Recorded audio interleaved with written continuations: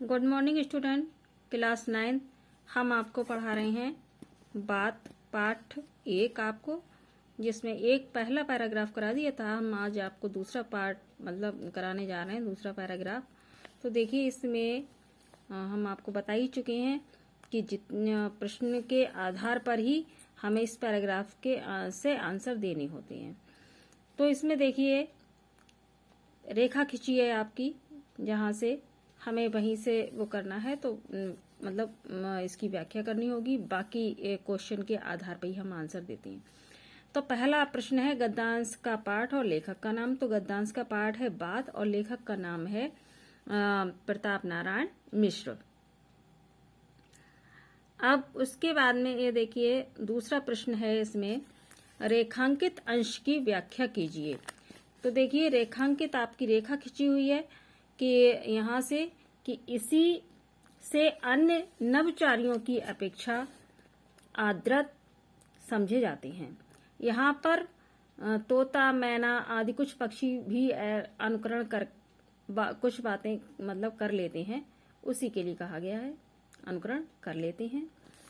इसके बाद में है कि फिर कौन न मानेगा कि बात की बड़ी बात है, नहीं फिर इसी के कारण कि उनको भी अन्य पक्षियों की अपेक्षा श्रेष्ठ एवं आदरणीय माना जाता है। इस स्थिति में प्रत्येक व्यक्ति को बात का महत्व स्वीकारना ही पड़ेगा, क्योंकि बात की ही बात बड़ी है ये माना जाएगा। ठीक है।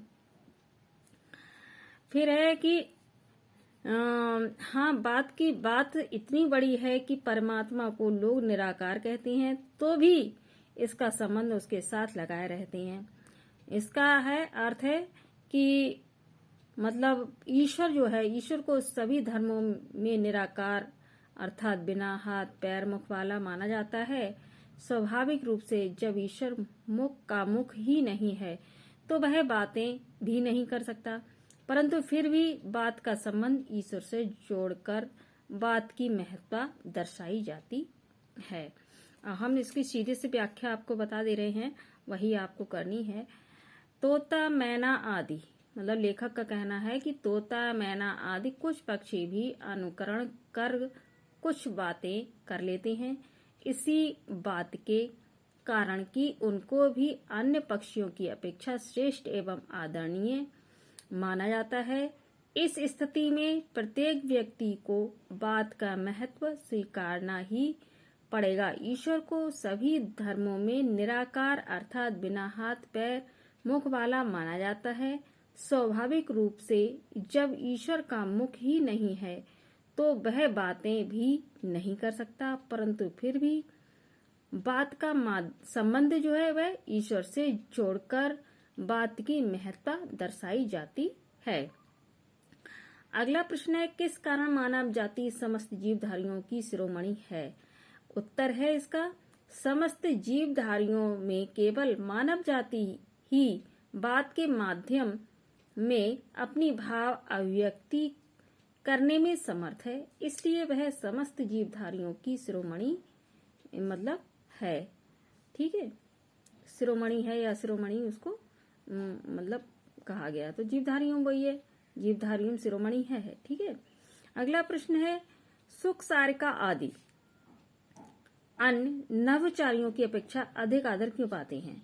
इसका उत्तर है सुख, सारिका आदि अन्य नवचारियों की अपेक्षा अधिक आदर इसलिए पाते हैं क्योंकि वे ही मनुष्यों की भांति कुछ समझने योग्य बातें करने में सक्षम हैं। अगला प्रश्न है निराकार परमात्मा का संबंध बात से कैसे है। इसका उत्तर है वेद को ईश्वर का वचन कहा जाता है, जबकि ईश्वर तो निराकार परमात्मा है। वचन यानी अर्थात बात बिना मुख के नहीं हो सकती, फिर भी लोग वेद को निराकार परमात्मा का वचन कहकर उसका संबंध उससे जोड़ते हैं। अगला प्रश्न है आपका बिन वाणी वक्ता वड़ जोगी का आशय स्पष्ट कीजिए। इसका उत्तर है वाणी विहीन होने पर भी ईश्वर श्रेष्ठ वक्ता और महान योगी है। यही बिन वाणी वक्ता वड़ जोगी का आशय है।